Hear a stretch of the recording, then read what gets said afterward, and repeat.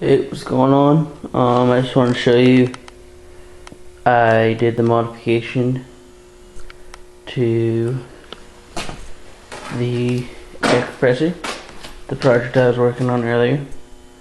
I had caster wheels to the bottom, so now it moves around freely. I had to put the stock wheels back on because the other ones weren't working properly, but now, as you can see,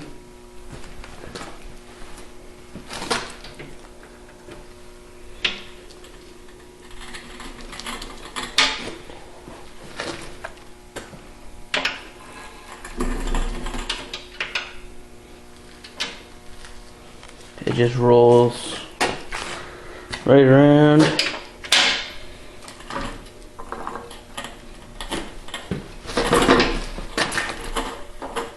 Easy peasy. So, if you want instructions on how I did that, let me know, and I will give them to you. Alright, have a good one.